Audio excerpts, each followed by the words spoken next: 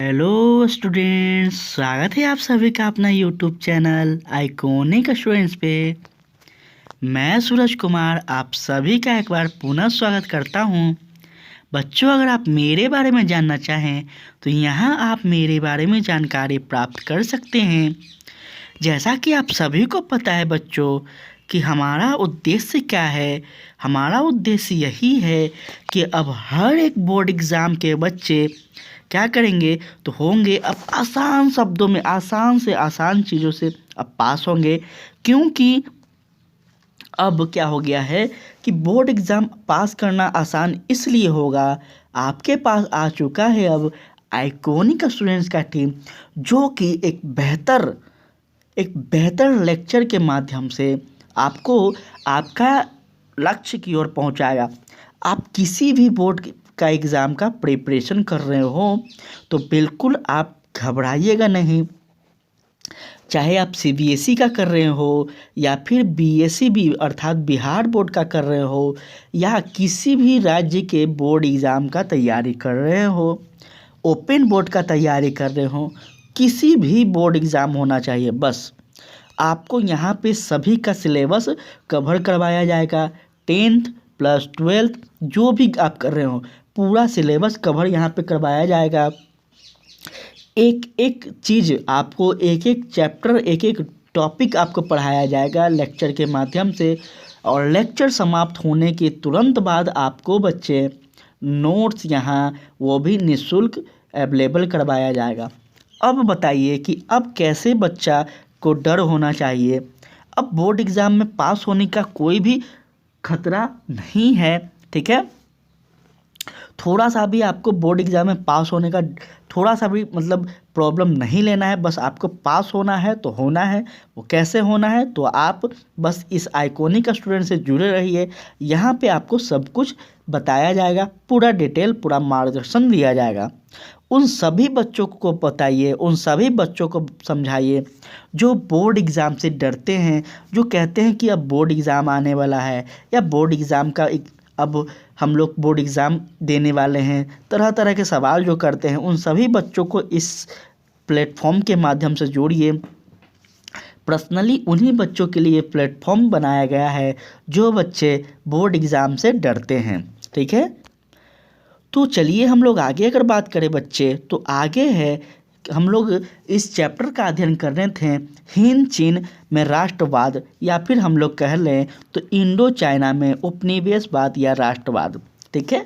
Same chapter है बच्चे, बस थोड़ा क्या होता है, कहीं कहीं अलग अलग नाम से इसे देखा जाता है। चैप्टर एक ही है तो बिल्कुल घबराइएगा नहीं। अभी तक किसी बच्चे ने लाइक और सब्सक्राइब नहीं किया है तो सभी बच्चों से रिक्वेस्ट है इस सेशन को सब्सक्राइब कर, लाइक कर दें, चैनल को सब्सक्राइब कर दें। और आप व्हाट्सअप, फेसबुक, इंस्टा जो कुछ भी यूज करते हैं ज़्यादा से ज़्यादा इस सेशन को शेयर करें ताकि उन सभी बच्चों तक, आपके भाई बहन दोस्त जो भी हैं उन तक पहुंच पाए और उन्हें भी यह सेशन का लाभ मिल पाए, ठीक है बच्चे। तो हम लोग ने पहला पार्ट में हम लोग देखें कि इंडो चाइना जो 3 देश से मिलकर बना है, इस सभी चीज़ को हम लोग समझे। हम लोग ये भी देखे बच्चे कि इंडो चाइना या हिंद चीन किसे कहते हैं, इन सभी बातों को हम लोग पार्ट 1 में कर चुके हैं। तो इस चैप्टर का पार्ट 1 और पार्ट 2 ऑलरेडी अपलोड कर दिया गया है। जो बच्चे नहीं देखे हैं तो आप सबसे रिक्वेस्ट है पहले आप वहां जाकर प्लेलिस्ट में या फिर लिंक डिस्क्रिप्शन में दिया गया है, आप देख लें तो आज का सेशन समझ में आएगा। हम लोग बहुत ही अच्छे से समझे हैं पूरा हिंद चीन का पृष्ठभूमि, पूरा उसका इतिहास हम लोग पढ़ रहे हैं, जिसमें हम लोग बहुत अच्छे ढंग से इसका अध्ययन किए हैं, ठीक है बच्चे। आज जो हमारा सेशन है वह है आपका बाई बोई फान बोई चाओ। ये कौन थी, इनके बारे में आज हम लोग थोड़ा अध्ययन करने वाले हैं। हम लोग कल अध्ययन किए थे बच्चे कि क्या हुआ था, तो स्कूल फ्रांसीसियों के द्वारा, फ्रांसीसी कंपनी के द्वारा स्कूल की खोला गया था, जिस स्कूल का विरोध करने के वहाँ के छात्रों ने विरोध करना का शुरुआत कर दिया, ठीक है। इसी विरोध में 2 नेता क्या हुए, उत्पन्न हुए, जो राष्ट्रवादी थे, जो वादी उनका विचारधारा था। एक थे फाई बोई चाओ और दूसरा थे फान बू चिन। इन दोनों के बारे में हम लोग एक एक करके पढ़ेंगे। चलिए आज हम लोग यहाँ से अपना टॉपिक की ओर बढ़ते हैं। फाई बू चाओ वियतनामी परंपराओं को खत्म होने से दुखी थे। क्या हो रहा था बच्चे, हम आपको लेक्चर 1 और लेक्चर 2 में बताए हैं कि वहाँ पे अनेकों कंपनी, वियतनाम पे अनेकों कंपनी क्या आई, व्यापार करने आई, जिसमें से एक पुर्तगाली फ्रांसीसी कंपनी भी था, जो धीरे धीरे क्या होने लगा बच्चे, तो वहाँ पे अपना आधिपत्य कर लिया, मतलब वहाँ अपना अधिकार जमा लिया। ठीक है, अधिकार जमाने के बाद वहाँ पे शासन, प्रशासन, सामाजिक सभी चीज़ का बदलाव करने लगा। यह सिर्फ चीज़ देखकर यह जो व्यक्ति हैं फान बोई चाओ, इनको बहुत ही दुख होने लगा।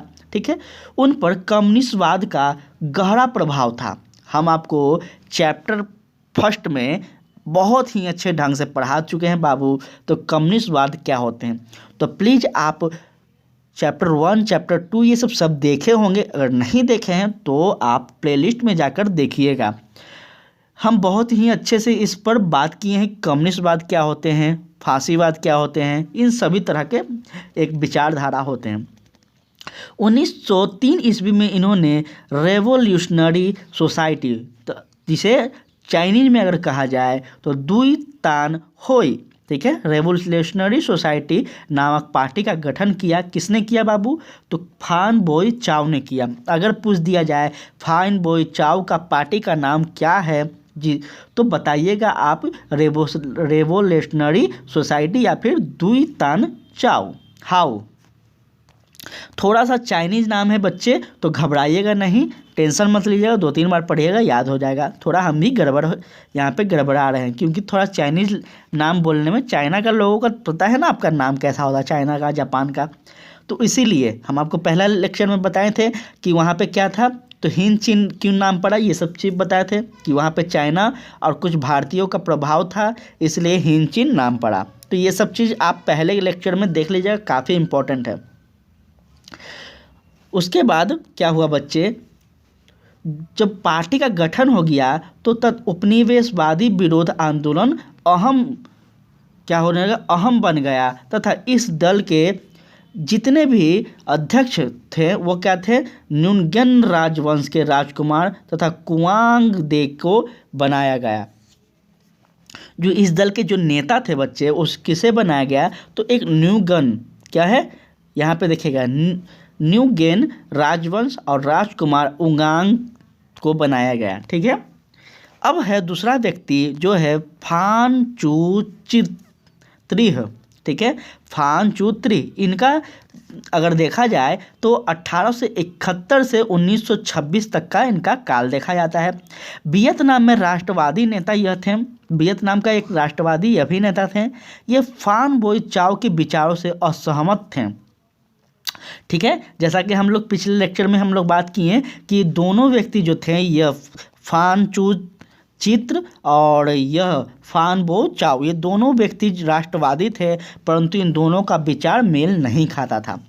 ठीक है, वे राजवंशी व्यवस्था के विरोधी थे। ठीक है, कौन, इनके बारे में बात किया जा रहा है। ये वियतनाम की स्वतंत्रता के लिए शाही दरबार या राजा की सहायता लेने से कट्टर विरोधी थे।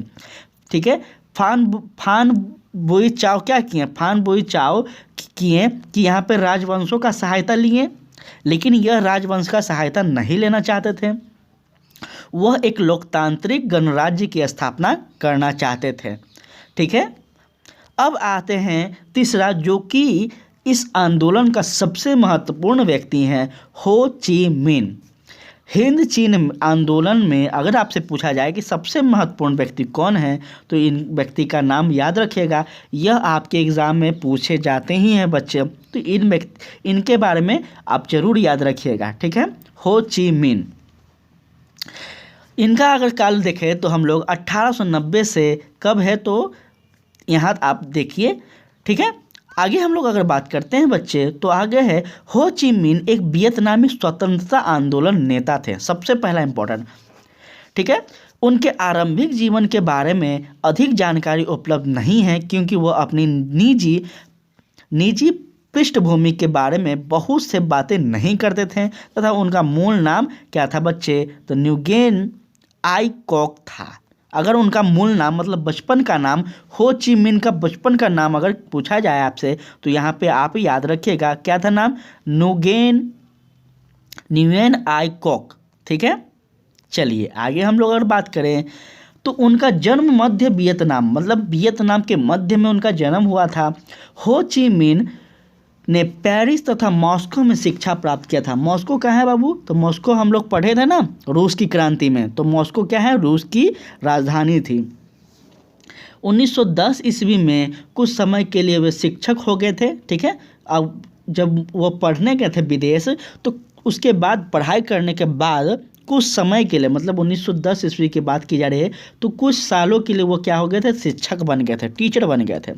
ठीक है, तथा बच्चों को पढ़ाते थे। 1911 में उन्होंने एक फ्रांसीसी जहाज में नौकरी कर ली। ठीक है, तथा उनका मत था कि संघर्ष बिना वियतनाम की आज़ादी संभव नहीं है। किनका मानना था बच्चे, तो ये हो ची मिन का यह उद्देश्य था, यह विचार था कि बिना संघर्ष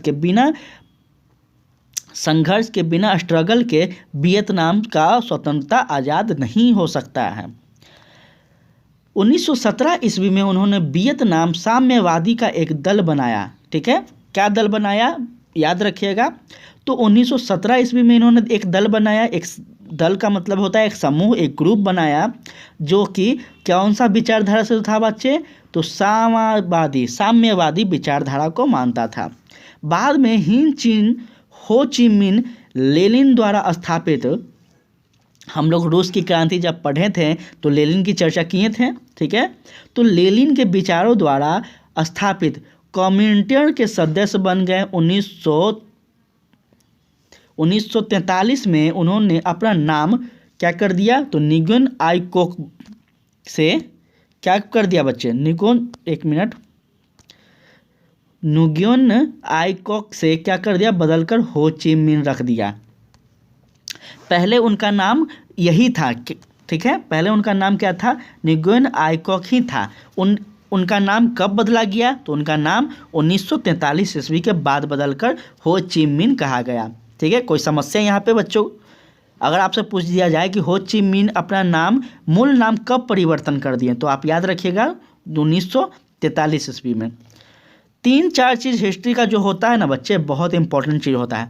पहला साल ईस्वी याद रखना, डेट याद रखना, कोई भी तिथि उसको याद रखना, आंदोलन जो हुआ था या क्रांति उसका उद्देश्य क्या था, तथा उस क्रांति का नेतृत्वकर्ता कौन था। यह चीज़ आपको याद होगा तो आप लिख सकते हैं। हम सारे लेक्चर में यह चीज़ बताए हैं आपको। अतः फरवरी 1930 ईस्वी में वियतनाम कम्युनिस्ट पार्टी की स्थापना के बाद इसका नाम बदलकर इंडो चाइनीज कम्युनिस्ट पार्टी कर दिया गया। ठीक है, जो इन्होंने 1917 ईस्वी में वियतनामी साम्यवादी दल का गठन किया था ना, यह कौन, तो ये हो ची मिन। उसके बाद इन्होंने 1930 ईस्वी में इसका नाम बदलकर क्या कर दिया बच्चे, तो इसका नाम बदलकर इन्होंने कर दिया, आप देख सकते हैं यहाँ पे इन्होंने इसका नाम बदलकर कर दिया इंडो चाइनीज कम्युनिस्ट पार्टी। कोई समस्या, कॉन्सेंट्रेट बनाए रखिएगा, देखिए बहुत ज़रूरी है। हम बार बार कहते हैं ठीक है कि आप कंटेंट पे, आप बस थ्योरी पे कॉन्सेंट्रेट बनाए रखिएगा तो आपसे एक प्रश्न भी गलत नहीं होगा। ठीक है, थ्योरी पे कॉन्सेंट्रेट बनाए रखिए। अब आता है बच्चे हमारे सामने जो है, आपको 1 मिनट, जो है द्वितीय विश्व युद्ध और वियतनाम में राष्ट्रवाद। अब द्वितीय विश्व युद्ध क्या है सर, थोड़ा सा हम इसको बता देते हैं बच्चे, द्वितीय विश्व युद्ध क्या है। तो हम आपको पहला चैप्टर में आपको बताए थे कि विश्व युद्ध हुआ था। विश्व युद्ध का मतलब होता है कि किसी भी 2 देशों के बीच जब किसी तरह का युद्ध चलते रहता है, ठीक है, समझिएगा बात को, तो उस देश का जो समर्थक होता है, ठीक है, उस देश के जो मित्र होते हैं, ठीक, वो भी उस युद्ध में क्या पढ़ते हैं, एंट्री कर लेते हैं, कूद जाते हैं। तो यही देखते देखते 2 देशों के लड़ाई बहुत से देशों के बीच क्या हो जाता है, फैल जाता है। इसे विश्व युद्ध कह सकते हैं। ठीक है, जैसे मानकर चलिए भारत है, ठीक है, और अमेरिका है, फॉर एग्जाम्पल, नहीं, ठीक है, तो भारत हम मान लें या फिर पाकिस्तान मान लें, हाँ ये एग्जाम्पल ठीक रहेगा।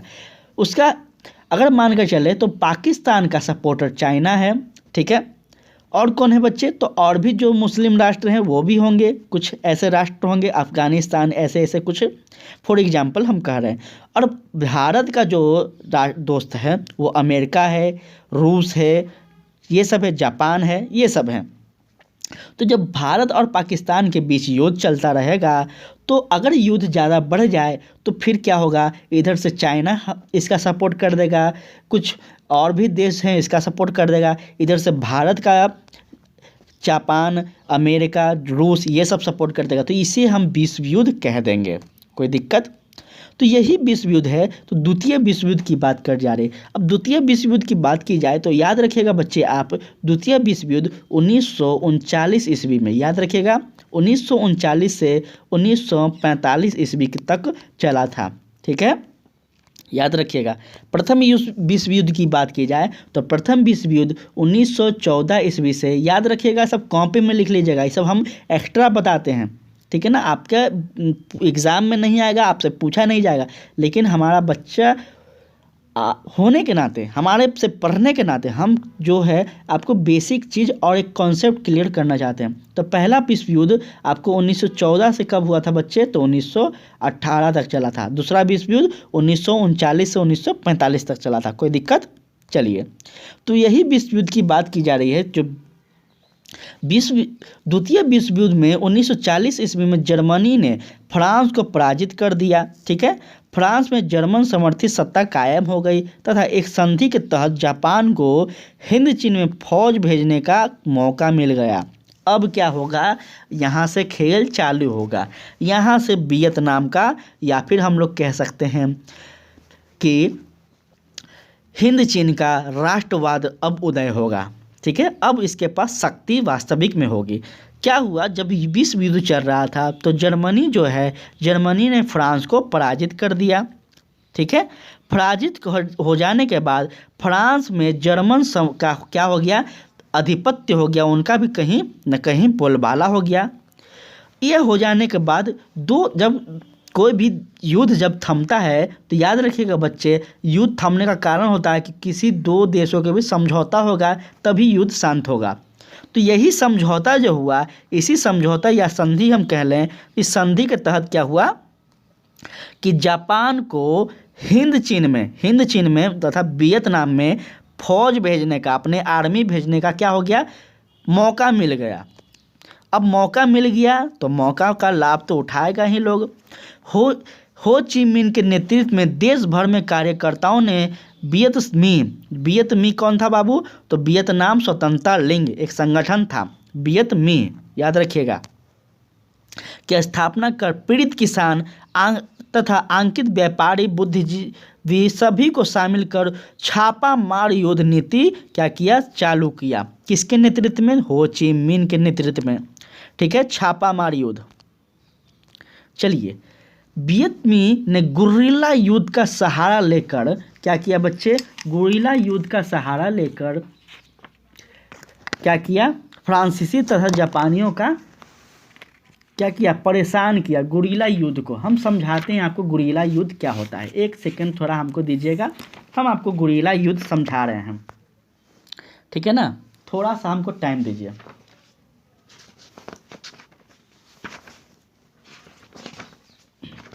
चलिए, गुर्रिल्ला युद्ध हम लोग देखते हैं क्या होता है।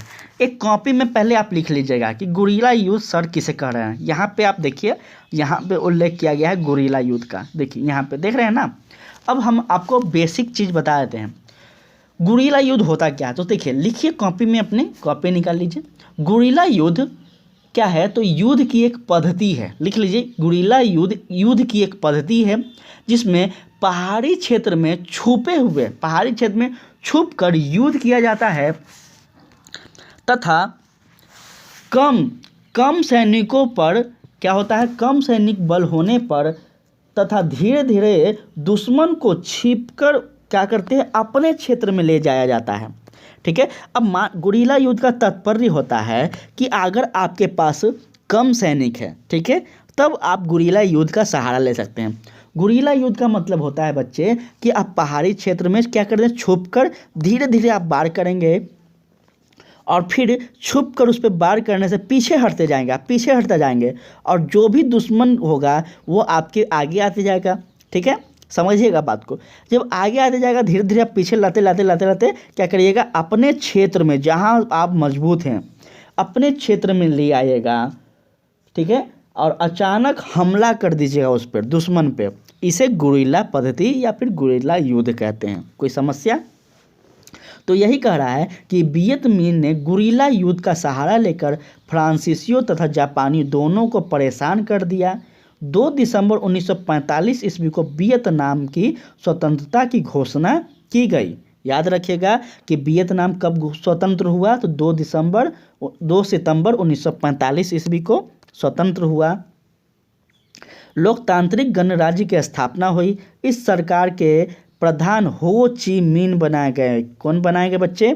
अगर आपसे पूछा जाए कि वियतनाम स्वतंत्र होने के बाद वहाँ का शासक कौन बना, तो हो ची मिन्ह। कोई समस्या? किसी को कोई समस्या हुआ होगा तो हमें प्लीज़ आप लोग बताइएगा, कोई समस्या हुआ होगा तो बताइएगा।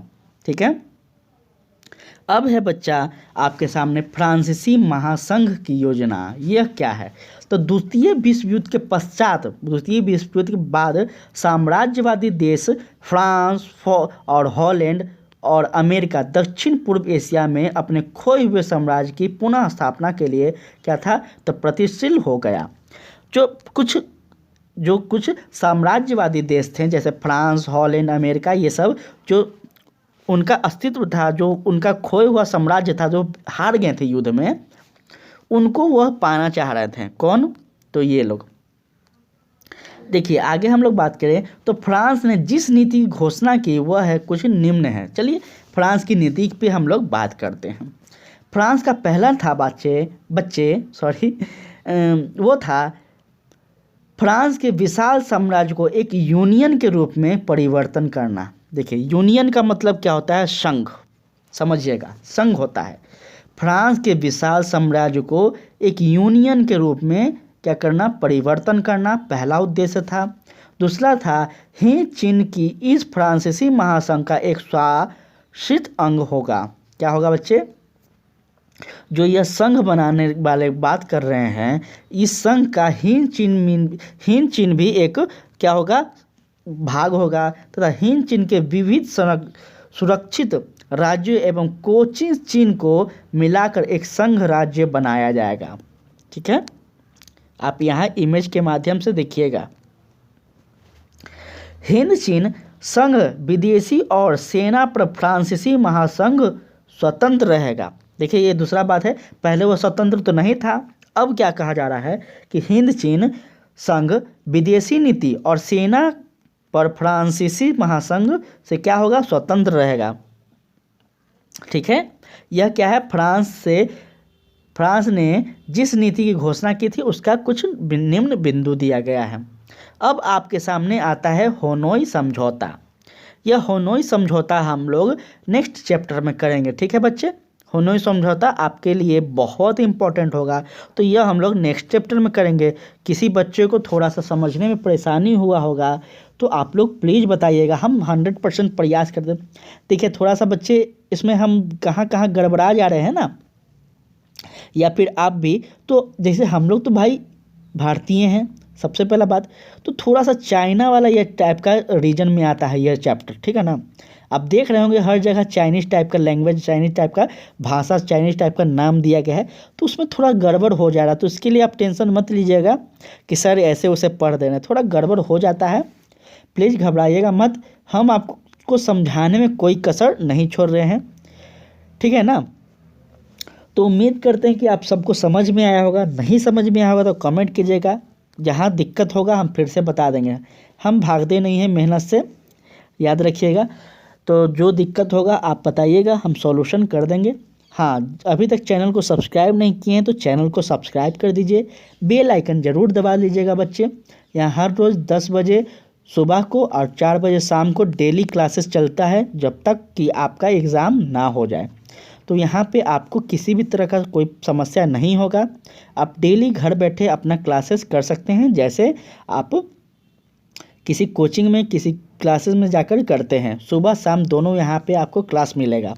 तो सब्सक्राइब कर बेल आइकन ज़रूर दबाइएगा। जो बच्चे इंस्टा, व्हाट्सअप, फेसबुक यूज़ करते हैं उन सभी बच्चों से अनुरोध है कि ज़्यादा से ज़्यादा इससे शेयर करें, इस लिंक को शेयर करें, इस चैनल को शेयर करें, ताकि उन सभी बच्चों तक पहुंच पाए, उन सभी छात्र तक पहुंच पाए जो बोर्ड एग्ज़ाम की प्रिपरेशन कर रहे हैं। ठीक है, चलिए इसी के साथ हम अपने वाणी को आज विराम देते हैं। कल हम लोग नए टॉपिक की ओर बढ़ेंगे और समझेंगे फिर। और कोई समस्या हो तो हम फिर से बोल रहे हैं, आप लोग कमेंट कीजिएगा। लेक्चर को 2-3 बार जरूर देखिएगा बच्चे, लेक्चर को 2-3 बार देखिएगा ही देखिएगा। ये नहीं कि एक बार 2 बार देखें, थोड़ा सा गड़बड़ाया तो तुरंत बता दिए, ऐसा नहीं। एक बार 2 बार देखिए, ज़्यादा दिक्कत हो रहा तो फिर बना देंगे, क्या दिक्कत है। चलिए आज यहीं पढ़ते रहिए, हंसते रहिए, मुस्कुराते रहिए। जय हिंद, जय भारत।